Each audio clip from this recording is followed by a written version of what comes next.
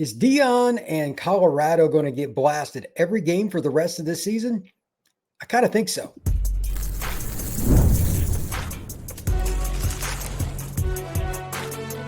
You are Locked On College Crossover, part of the Locked On Podcast Network. Your team every day. Crossover of Locked On the Portal and Locked On Buffs. I am your host, Brian Smith, longtime college football recruiting analyst. Thank you for coming in and checking out everything we got going on with Locked On Buffs and the Portal podcast. Truly appreciate you stopping in. And we are the number one broadcasting network in the country. Locked On is number one. And thank you for helping us get there. Today's show, we're going to get to how is Colorado going to fix this? The transfer portal has been Deion Sanders' go-to. But as we've seen here recently, the go-to has been annihilated. Are they going to transition, pivot even a little bit? Or are they just going to dive back into the portal this offseason? We're also going to discuss, speaking of the transfer portal, there are a lot of teams that are going to be interested in five-star quarterback Juju Lewis, who actually had a very nice debut throwing the ball around for the Buffs. Will he stay with Colorado? And what will the theme be for not just Juju, but for players across the roster? Because they've got to protect their roster first before they go get players out of the portal. And of course, the overall theme, the number one thing we got to talk about today, what in the world is this going on at Colorado? They've not looked very good. Is it a Deion problem? Is it a staff problem? Are there things going on? We need to figure it out. There's so much going on there. Makes you kind of wonder, is Deion going to be back next year? To help me figure out each and every one of these, Kevin Borba, Locked On Buffs. Kevin, how you doing, sir? Good. Appreciate you having me. Absolutely. Let's dive in. Yeah, let's do it. I mean, first thing, Colorado's head coach in 2026. I think he is. And I think a lot of people, I think there's a lot of questions about it because I think there's been a lot of questions about it from the moment his sons left, right? There was that automatic out where it was like, okay, he's only here for his sons. And he proved everybody wrong already. Like, hey, I'm here to be my own man. And he said that time and time again. And he's been roughly true to his word, I would say his entire tenure. And he's like, I'm my own man. They're their own men. They're chasing their careers. I'm doing this. I expect Deion Sanders to be back at Colorado in 2026 because one, I think he has a passion for coaching. I think he has a passion for helping the next generation of athlete. Two, I think Deion Sanders, like we all do, we're all humans. We all have a little bit of sense of pride, a little bit of sense of, I don't want to say ego, but we all have that sort of like, I want to prove people I could do this. And he's been doubted from the moment he accepted that job at Jackson State, and he's continued to be doubted. And he's proved a lot of people wrong, but now I think he needs to prove to himself and to other people, like, I could win without my sons and Travis Hunter. So I think he'll be back next year. Whether or not he's going to be back with the same staff and all that, I don't know. That is another statement for another day. I'm not going to dive into the staff, but one of the main reasons, in all honesty, for why I was going to ask you that, and I told you before, I mean, you knew what I was going to ask. A few weeks ago, Deion, and to his credit, unsolicited, said at the press conference after a game, I already know something's wrong. My leg's throbbing. The blood clots are back. And I'm like, man, that takes a lot of guts to say that in front of the crowd. So hopefully that's being rectified in whatever way or ways that it needs to be, and they don't come back. That's first. Secondarily, somebody asked me the other day, because I do Locked On Seminoles, I said, look, if Florida State changes, it ain't going to be Deion because nobody is going to take a guy that has that many health problems. They're not. Deion or otherwise, he's going to be at Colorado or he's probably going to be anywhere because the university doesn't want the risk. They don't want to go through all the different stuff with it. I get it. Yeah. But at the same time, he's got a good gig. He seems to enjoy it at Colorado. Yeah. But now the question is, does everybody believe in what's going on? Because again, he had the guts to say that players know it. What, do you think that's going to cause some guys to leave because they're not sure when Deion's going to be there? Like, what's the, for lack of a better term, what's the vibe around the players because of Deion's health? I think the vibe around the players is good. I think the harder part will be bringing in talent because it's going to be as easy as ever. And you know this as well as anyone, the negative recruiting people where it's hammer.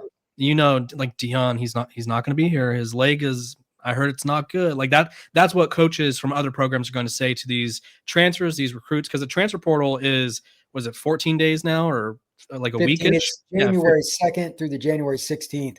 But right. They can get these kids to commit to what they're going to do way before.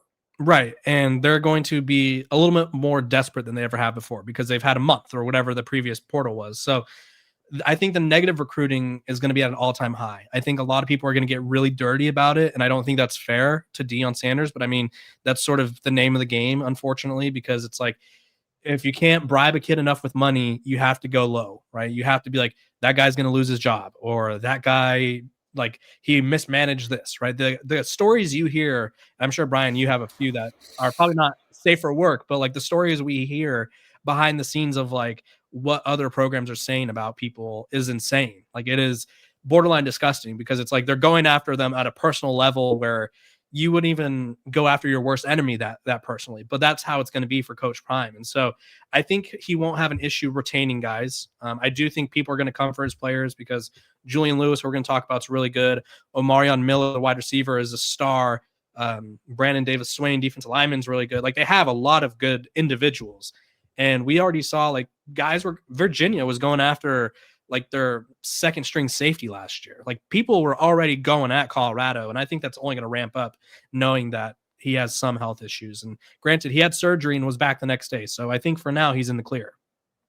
The question that you brought up is a really good one about the portal and everything that goes on. But to that end, do you think the staff is going to have much change? I don't need specifics, but No. Players got to believe in the guy that's coaching them in Indy. They got to believe in their coordinator, no matter which side of the ball or special teams. Yeah. Do you think there's buy-in with all the assistants too, or are you just talking about Deion himself? There's buy-in with Deion, that's for sure.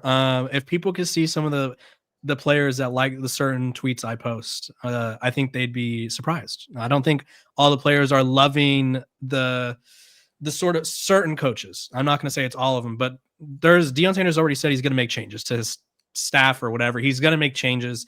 But I think this is like I don't say a punishment, but sort of a reminder, like, you can't just bring in whoever you want because they're your close friend and it's going to work out. And this was the stat I was telling you about off air, Brian. But right now, Deion Sanders has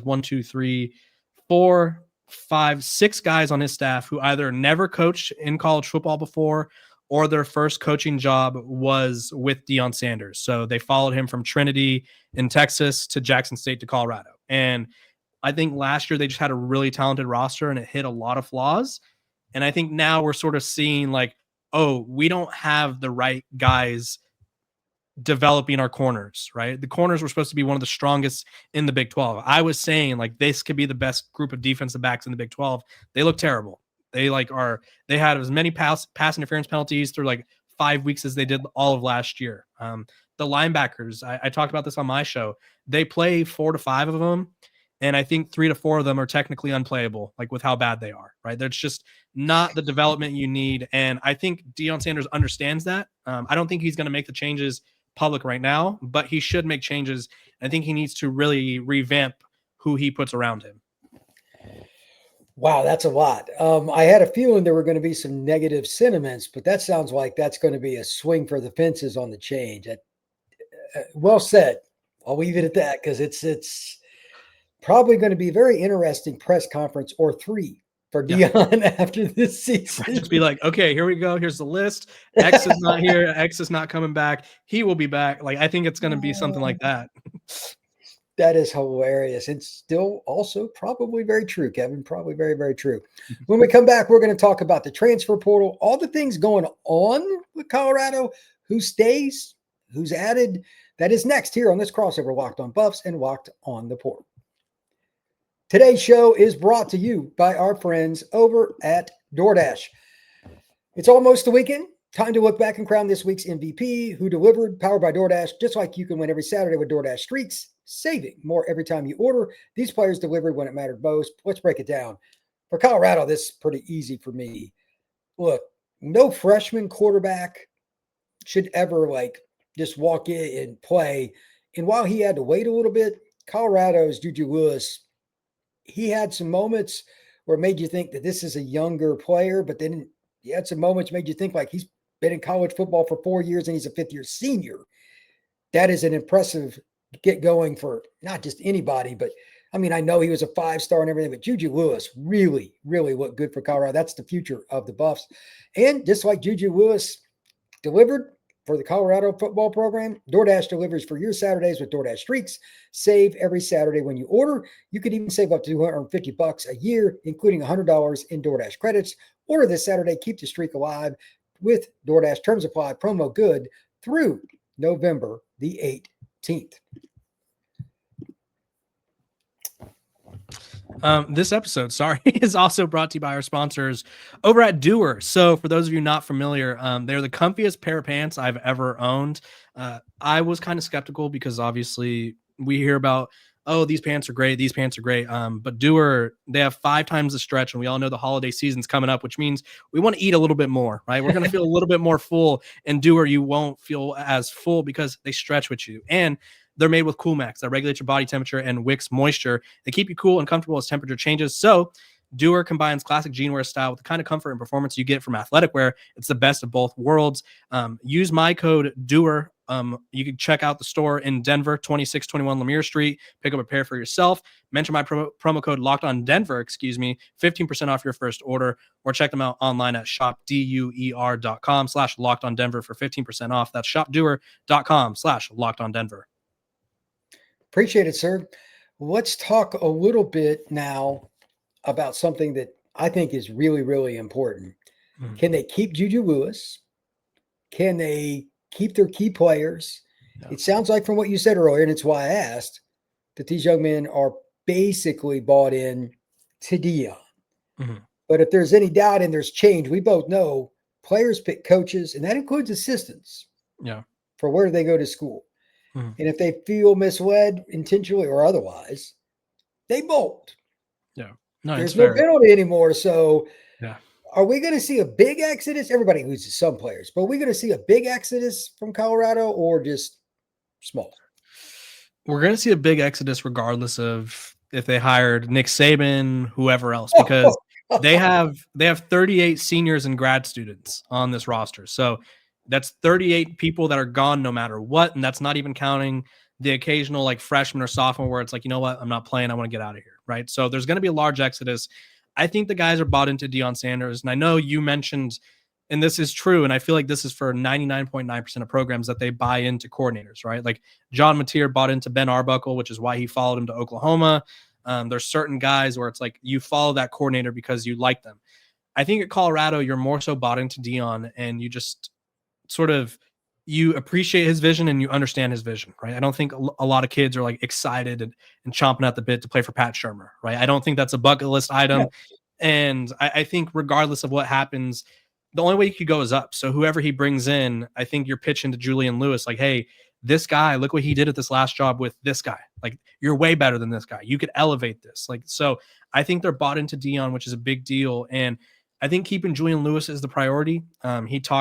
He's wise beyond his years. After that West Virginia game, because Colorado's on bye this week, they asked him if he's going home, and he's like, no, I'm going to go watch film. I'm going to keep my receivers in Boulder because they had some issues getting back after the first bye week. They had a couple of their best ones not return on time. And he said, we're going to run routes. We're going to build connections, and we're going to get ready for next year. So to me, Julian Lewis is saying the right things. He's bought in. And I mean, you know this, Julian Lewis is probably one of the more famous recruits we've had in college football over the past couple of years, right? There's videos of him working out with Stroud, Derwin James as like a 12-year-old, 14-year-old, however old he was. So having someone of that notoriety as a recruit be bought in, I think that attracts other guys, and I think that keeps other guys around him bought in. Yeah, I think that's fair. You got to keep guys like that believing in the long term for his development to make the NFL too. Mm-hmm. No. So, I mean, they started visiting Colorado early. They got in on him early, and, you know, he signed with the Buffs. We didn't think it was going to happen there for a while, but they just kept after him. And hats off to Colorado for doing it. Yeah. To that end, do you think Juju will be able – I would think this is a yes, but do you think they'll get at least one receiver? You're like, oh, okay. You know what I mean? Like, that's to go with Miller and some of these other – like, are they going to add something like that, do you think? And I'm guessing they're going to have to, really. Yeah, I think right now they have two clear, like 1A, 1B, and Miller, and then Joseph Williams, who they got from Tulsa. He's been really good. Ironically, they're the two best receivers, and they were the ones that did not return from the bye week on time the first time. But they're both really good. And Deion Sanders, Does he have issues recruiting the offensive line most of the time? This year, it's good. Ironically, it's like the one year you don't have a quarterback, you have your best offensive line. But the one thing that he's never been bad at is getting wide receiver talent. And whether it's in the portal, whether it's making a very, very late push for like a guy like Cedarian Morgan, which I don't know if that's still on the table, but something like that where I think they're due for a big receiver get, because that's just sort of what Deion Sanders is able to do. Like he talks about building the program from the outside in, which most people would advise against, but he is able to get those skill guys. And I think pitching to any wide receiver, like, hey, we have one of the best young quarterbacks in college football, I don't think that's a hard sales pitch to make. And having Deion Sanders do it probably helps it even more. Yeah, I would imagine that it does. I mean, if you really think about all the different things that Deion is known for, I mean, his brashness, his 40 time, all that stuff, he'll be able to get somebody on the phone. Mm-hmm. Whether or not they connect with him, that stuff takes care of itself. But he just has, it's like he gets more swings. Instead of 3 strikes, he gets 6 because of who he is and takes advantage of it. I think he's going to be more involved this offseason. Obviously, last offseason, he was dealing with cancer, which is insane to say. Like, he was battling cancer, so he wasn't able to be hands-on. But I think Deion priorities, man. Come on. Yeah, no, like I think he's gonna like really be involved in certain recruitments and be like, yeah, I really want you. Like, I think being, and I've talked about this from the high school recruiting perspective. Like, if Deion Sanders visited, I call it the Prime 21. This is my little theory, but if he's called it the Prime 21, visited 21 recruits a year, those guys would feel so special, right? Because people feel special to know that a guy like Nick Saban, a guy like Deion Sanders, who have these huge brands, are willing to take time out of their day to be involved. And it's not just like, hey, Brian's our receivers coach, like, come talk to me when we want to take that picture after. Like, I think him being like hands-on will really help the process as well. Yeah, and to that end, when we come back here in a second, like, where does he need to hit the most? Lineman for every program. I mean, I'm sure that, like, they'll get Seaton back for at least one more year. Mm-hmm. Got an anchor there. That's a heck of a start. Yeah. But how many players do they need in the line? That is the big question, because from what I'm seeing from the naked eye test, trenches are an issue. And it's gotten better, but they still need to take another step. And then, my gosh, Kevin, can somebody play some corner for the Buffs? I mean, that is, oh my. It's so ironic. Holding open trials in the parking lot. Position that Deion played is one of the worst on the team, if not. Yeah, I mean, it's a tough competition because the defense is so terrible. But yeah, they're bad. We're going to talk about that next here on the Portal Podcast crossover with Locked On Buffs. Today's show is brought to you by our friends at FanDuel.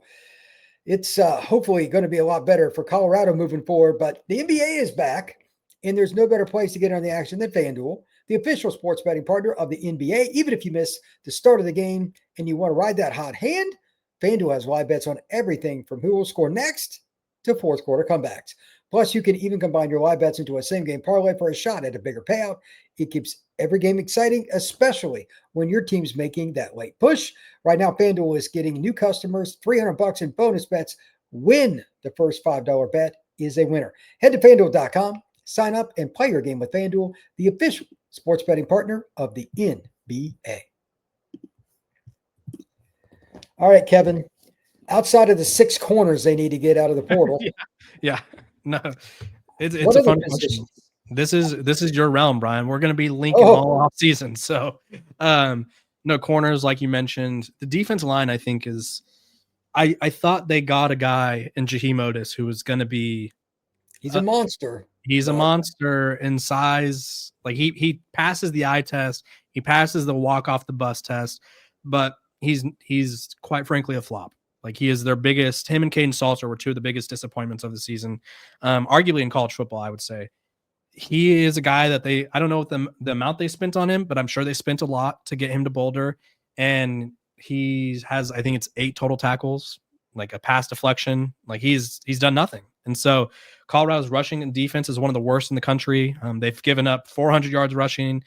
They give up 200 yards rushing consistently, like every week. So that entire front 7 needs to be revamped and attacked with authority. Like, you could keep, I'd rather have average corners than an average front 7, honestly, right? Because you could sort of scheme coverage, kind of, right? You could put guys in positions, but you can't get past being out physical week in and week out. And so the defensive front seven is just atrocious, and it's got to be fixed. And honestly, I think they need some help at running back. I don't know what the problem is. I know they're not committing to the run game, which I don't think helps, but I'm not seeing a clear running back answer yet. I feel like they have flashes here and there, but there hasn't been a 100-yard rusher at Colorado since I know since Deion's taken over, there hasn't been one. Right? They have just not had that, and I think that's a culmination of the offensive line, defensive line. And going back to the offensive line, it's good this year, but they have 7 or 8 seniors. So it's like we have to bring in a whole new batch again.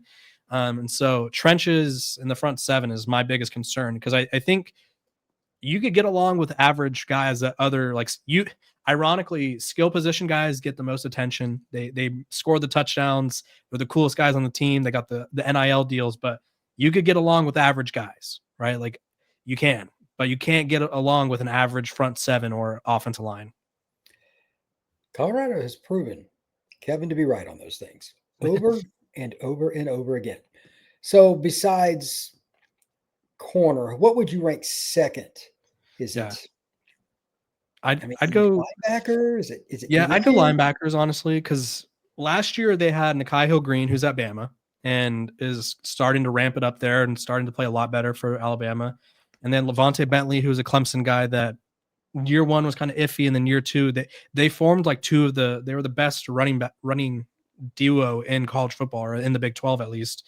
They were just really good against the run. And in the Big 12, and I think the SEC and the Big 10 get a lot of credit for being physical, but Iowa State's in the Big 12, Utah's in the Big 12. There's so many teams that want to run the ball down your throat in the Big 12. And if you're Colorado, like, being not physical is not going to work. And so the linebackers, I don't feel like you realize how much they make or break your defense until you don't have good ones.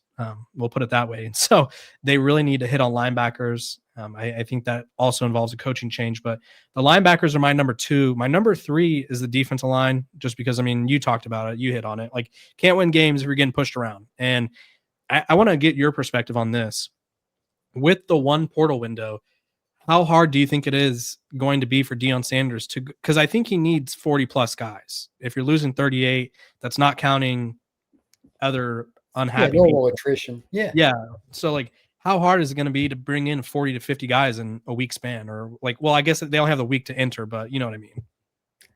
I think it's not, can you get guys? There are 2 problems here. Mm-hmm. With one window, keep in mind, that means there's no spring window after spring ball. You're guessing. Mm-hmm. So his biggest problem, you already stated, Kevin, that he's going to change staff. So you have to do all of the following in a very short period of time. This is not realistic. The way it works at any state job, and University of Colorado state job, even if you know who you're going to hire now, they got to go through the background check, all that other crap before they can do anything. It's going to be portal time about the time they get on campus. Mm. How are they going to have their list ready, be ready to roll? All that, that's dicey. Secondarily, again, I just mentioned you don't get spring ball, so you can't miss. And then third, here's the big one. Every coach in America, even if you're the lowest end guy on a staff that's middle of the P4, you're making $200,000, $300,000 a year. These guys aren't making that money at other jobs for the most part. They're going to do anything they can to stay ahead. They don't want Deion. They're going to try to go after him. And a lot of these other schools got as much, if not more, money. They're going to be very desperate to try to get the boosters to dive in. So especially linemen. Yeah. Oh, dear God. Yeah, it's going to be a bloodbath for the linemen, because it's like, it's going to feel everyone's going to feel the pressure of, like, we only have this one shot to, like, get everyone. So follow-up question then. I mean, you know Colorado's transfer portal class as well as I do, top 25 in the country, but obviously they're 3-7 and they whiffed on just about most of them. So is it easier to clean house on the coaches or the recruiting / talent evaluator staff? Like, who do you blame for this? Because I feel like you could put it 50-50, but at the same time, if you're relying on your transfer portal evaluators to bring you the right guys, and this is what they bring you, like, you have to make some changes there too. And I don't know how easy that is either. It depends on how they put the onus on each, because, like, they bring the info to the coaches at every school. They still got to sign off on it. The way it usually works for an offer, no matter what, transfer, recruit, coordinator, position coach, head coach. So if they bring him and they don't like him, they just say no. Mm-hmm. So eventually you're signing off on these guys. So they got to be culpable for at least every kid in some way. Okay. So the other problem, again, if you get, just as an example, let's say they change 5 coaches. It's half your staff. Yeah. That's 5 coaches you got to get in fast. And some of those guys are connected to the back office, et cetera. That's a disconnect. Some of the back office staff might leave, like in that portal window is going to get here quicker than you think. Yeah. Oh, that, it's scary. It could get really dicey. Yeah. Because these schools that don't change, like Georgia will have like 1 staff member change. Yeah. Notre Dame may not have any. Ohio State, outside of some guy that gets a head coaching job. Yeah, I was going to say a lot of these guys, it's just going to be like, okay, I took a head coaching job at insert school here. That's the only reason those staffs are so far ahead with the portal, because they have the same people doing the same things. It's continuity. Mm-hmm. That's an edge over them. And, oh, by the way, those staffs are a little bit better in the win-loss department. That's probably going to help you on the recruiting side of the portal. Yeah. So I'm worried about Deion and his staff with the 1 portal window. They need a spring window desperately. It's not coming back because coaches in general, for people don't know, the coaches hate the spring window because that means they got to protect their players from getting poached, and they didn't want their film going out on those spring games on ESPN and Fox Sports and all that stuff. So that's why they got rid of it. They don't want to deal with it. Mm-hmm. So that's bye-bye. And now you got to guess, because if you screw up the winter portal window at your school like Colorado, especially, you get into spring and realize you screwed up. Yeah, I mean, that's the hard part. And like the other thing too is Colorado is not scared to play freshmen, but do you know the number of freshmen they have in their class right now off the top of your head? Do you want to guess? I'm going to guess 7. Oh, wow, you underestimated 12. So I mean, that's not a great number to have at November 13th, right? Most people are at 20 plus. And from your perspective, what's easier to get? Flips, a bunch of flips, like say 5 to 7 flips, or a bunch of transfers? Like I don't know what's easier anymore. Probably the transfers, because a lot of those kids, they just want to get out. It happens quick. Recruiting's a longer process. So yeah. Okay. I'll go with transfer. Okay. Fair enough. Okay. Those were my rapid fire for Brian. That's, man, this could be ugly, man. Yeah. I mean, this offseason, I've said it on my show, I think this will define the Deion Sanders tenure. Like this will be how he does this offseason will set him up for the future. I think we talked about this off air. They have a new AD coming in. We don't know who it is, obviously, because the current one just announced today or on Thursday that he's going to be moving into a new role. So Deion Sanders is going to be working with at least 38 departures, probably closer to 45, I would assume. 1 transfer portal window, 12 recruits committed right now. And he's going to have a new AD who's not attached to him, right? He's going to be like, okay, you brought the school in a lot of money and you had that 1 good year, but if you continue to struggle, like I'm not losing my job for you. Like that's what it comes down to. It's either me or you, and 99.9.9.9% of people are going to side with me, right? They're not going to be like, you know what? Brian just didn't get a fair shake, so I'll take the axe this time, and I'll do better at my next job. Like that's not how it works. And so Deion Sanders really needs to figure it out. And Brian, how do you think what's the perfect off season look like for him from your perspective? It's going to be about his coordinator hires. Mm-hmm. I assume 1 or both will change. Yeah. And then those guys it'll trickle down from there. At least 1 will change, and it's got to be done quick. How quickly they can get it done is the key. Because again, they got to be on the same page. We need to hit this guy and this guy in the portal because it opens on the 2nd. You need to every day have meetings about it and have them vetted. It's a process because you're bringing in each person. It's its own entity, because who's their family? Is it a fit here? Do they want to be here longer? There's a lot that goes into it. So how quickly they get it done without just hiring guys to hire guys, that's hard.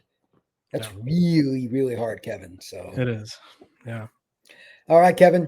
Tell everybody where they can find your work, my friend. Yeah, just like the Locked On Portal, Locked On Buffs is free and available wherever you get your podcasts. So every single day, wherever you get your podcasts, I'm out there talking about the latest of what's going on in Boulder. All right, man. I appreciate it. You can find the Portal Podcast wherever you get your pods, Spotify, Apple, Podbean, and of course on YouTube. This has been a crossover, Locked On Buffs and Locked On the Portal.